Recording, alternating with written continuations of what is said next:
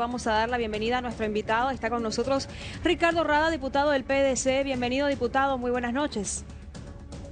Muy buenas noches, Talma, Claudia. Un enorme saludo a ustedes y a toda la audiencia de Que No Me Pierda. Diputado, un gusto saludarlo nuevamente. En cuestión de horas hemos tenido dos ministros de Justicia, Vidovic, que fue reemplazado inmediatamente por Jorge García en esta cartera de Estado. ¿Por qué toma la determinación el presidente, en cuestión de horas, nuevamente lo repito, de cerrar de manera definitiva el Ministerio de Justicia? Bueno, era un compromiso asumido en campaña, ¿no? Lo había dicho el presidente en diferentes alocuciones como candidato, de que su intención era brindarle toda la independencia que requiere el Poder Judicial para brindarnos esa seguridad a los bolivianos que se va a impartir justicia. Hoy creo se ha cortado un brazo operativo que tenía el movimiento al socialismo desde esa cartera de Estado para toda la injerencia y la persecución que se hizo a la población. Yo considero, y como lo ha expresado en su declaración, el ministro por horas, como usted dice, de que ese era un mandato que habíamos asumido, un compromiso que habíamos hecho frente al pueblo y se ha cumplido con lo comprometido. ¿Y qué ocurrió con Jorge Franz Efectivamente se hizo García? esta promesa en campaña, sin embargo, ¿por qué no se hizo en ese momento? ¿Por qué se esperó hasta ahora?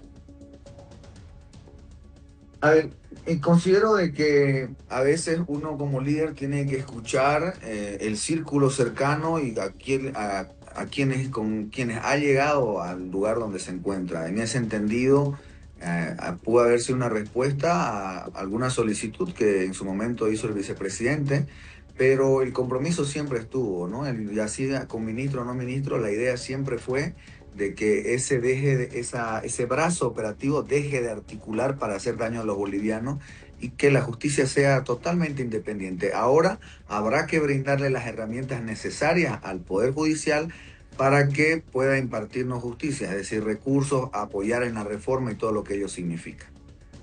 Ahora, diputado, ¿por qué fue posesionado mediante decreto Jorge Franz García y no asumió el cargo? ¿Pesaron las denuncias que hizo el vicepresidente Edman Lara o qué fue lo que ocurrió? Lo ha expresado el mismo García, estimada Talma, en su declaración. Él también tenía en la esencia el compromiso que había hecho el presidente en su momento, y que él mismo le había pedido que se elimine la cartera. Y más allá de las denuncias, también en su declaración, él dice que se reserva el derecho a acudir a las instancias judiciales pertinentes por las denuncias sin pruebas que han habido contra su persona. Y mire, yo considero que cuando hay una manzana que causa mucha discordia, y ese, llámese, es la cartera en sí, no la persona, lo mejor que uno puede hacer es cortar dicha manzana. Presionar fallos a favor, persecución de personas, fueron las declaraciones de la decana del Tribunal Supremo de Justicia, Rosemary Ruiz Martínez. ¿A qué se refiere con esto, diputado Rada? Sí, efectivamente, todos los bolivianos hemos sido testigos cómo en su momento el ministro de Justicia, Iván Lima, y los anteriores que estuvieron en el gobierno de Evo Morales, utilizaban este brazo operativo, articulaban desde el Ministerio de Justicia la persecución para quien pensaba diferente.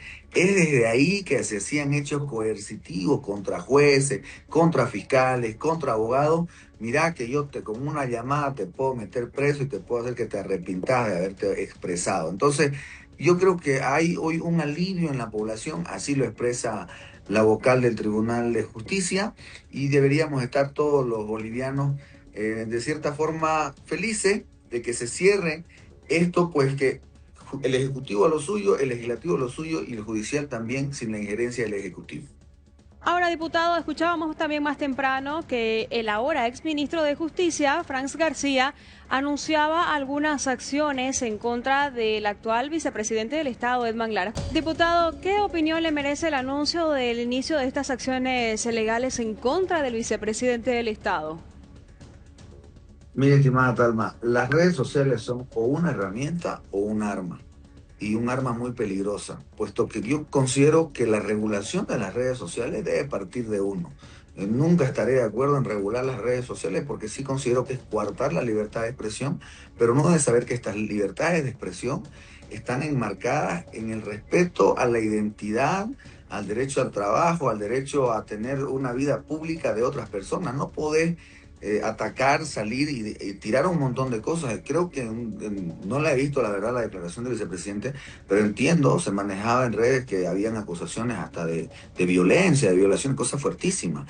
Si no existen pruebas de lo mismo y uno se siente aludido, tiene todo el derecho de recurrir a las instancias legales, porque como bien lo dice el exministro, afecta el entorno familiar. Es un arma porque te da una muerte civil. ¿Quién va a querer juntarse con una persona que acusan? ¿Quién va a querer contratar los servicios legales de un abogado al que lo acusan de violación, de cosas semejantes? Entonces, yo considero de que en el marco de lo que dice el exministro, está en todo el amparo y el derecho de acudir a las instancias legales para que no se repitan esto, más aún de una autoridad como viene a ser un vicepresidente que esgrima un montón de cosas. Considero que se Diputado, verá en una justicia independiente si diputado, esas acusaciones tienen fundamento legal. las declaraciones a las que el ex ministro de Justicia hacía referencia y por las cuales ha anunciado el inicio de acciones legales.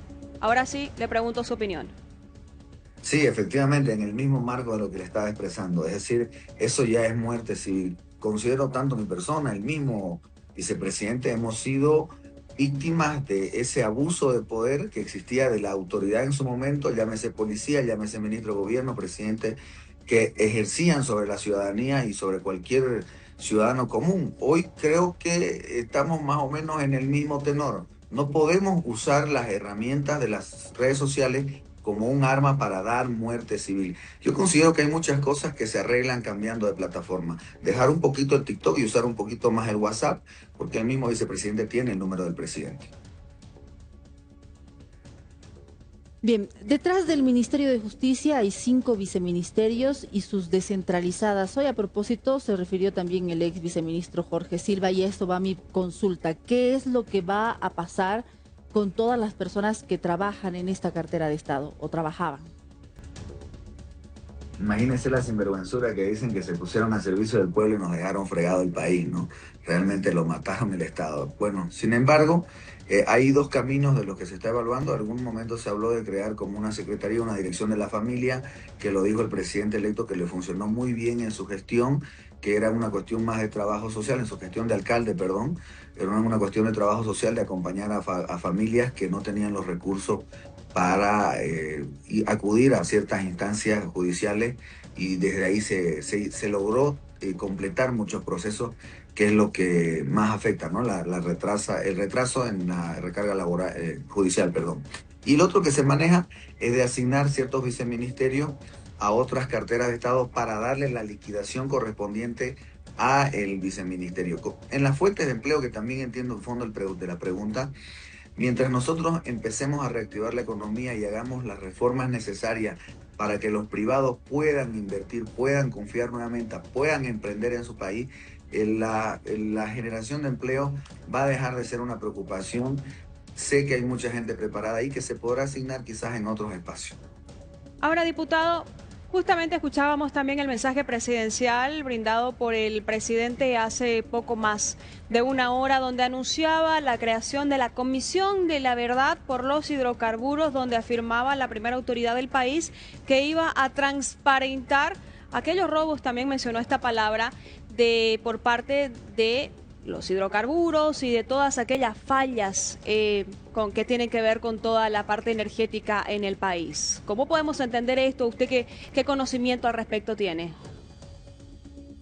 Sí, y lo ha dicho que además participación de muchos actores de diversas instituciones, incluso entiendo desde otras fuerzas políticas, porque lo que queremos es que los bolivianos sepan. Yo hoy mismo y en el transcurso de anteriores horas he visto por redes sociales cómo le están exigiendo resultados a un presidente que lleva 12 días de 20 años que nos vinieron fregando. Es decir, durante 20 años, yo entiendo, hemos soportado muchísimo, pero no esperemos que en 12 días tengamos las respuestas inmediatas y que ya veamos otra Bolivia que es la que quisiéramos.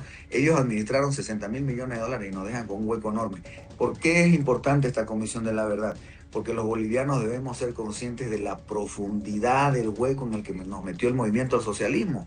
No estamos partiendo del llano, no estamos partiendo de la calle normal, estamos partiendo de un cráter enorme. Es difícil salir de ahí, lo ha dicho el presidente, podemos salir del hueco difícil, pero siempre conscientes que a la hora de exigir veamos cuán hondo cavaron los masistas y cuán callados estuvimos mientras ellos cavaban hacia abajo.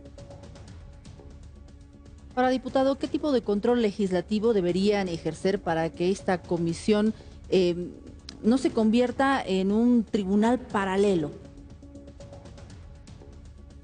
Estimada Claudia, yo creo que ahí debemos manejarnos con la mayor profesionalidad posible y con una ética que dirá mucho más de nosotros los legislativos de que a quienes se vaya a acusar. Es decir, si es necesario mantener los nombres en reserva hasta que sea el Poder Judicial, una vez tenga los elementos necesarios, quien los exponga, lo haremos así, porque no se trata de una cacería de brujas, se trata de rendir cuentas. Queremos cuentas claras para saber quién se llevó la plata, para saber quién falló, en qué momento, el familiar de quién iba y mandaba y deshacía en yacimiento, dónde estaban los millones que se llevaba Bot Trading. Hay muchas preguntas por resolver y creo que a la hora de crear una comisión lo que se quiere es darle la agilidad necesaria para que no se escape. No es justo que el boliviano quede fregado, sin medicina, sin alimentos, sin gasolina, sin dólares. La familia realmente fregada en casa, buscando segundo o tercer trabajo, y otros adulados del poder, otros beneficiados, otros que son unos maleantes y pícaros, lo vemos así porque se quieran ir del país a disfrutar sus millones en lugares paradisíacos. No es justo con el pueblo boliviano. Y recordemos, en algún momento nosotros votábamos por un presidente, pero se aliaba con malos dirigentes para decir gobernamos en nombre del pueblo. En nombre del pueblo nos dejaron fregados. Diputado, ¿sabe dónde o saben dónde está Arvin Dorgaten o si ya salió del país? Mire, sinceramente, yo como diputado he estado concentrado en la aprobación de la ley, desconozco, sé que puedo enviar informes y estamos trabajando con un equipo también en eso, la petición de informes escritos a diferentes instancias para conocer el paradero de nuestro amigo Dorgaten, que es uno de los principales que tiene que ser sentado por la justicia en la silla y que cante porque queremos cuentas claras. Bien, diputado, le queremos agradecer muchísimo por concedernos este importante espacio dentro de su agenda. Buenas noches. Gracias, Talma, gracias, Claudia, que tengan muy buenas noches y siempre el mensaje al pueblo boliviano, vamos a salir adelante, con mucha unidad, con mucha fuerza y fe, vamos a salir adelante.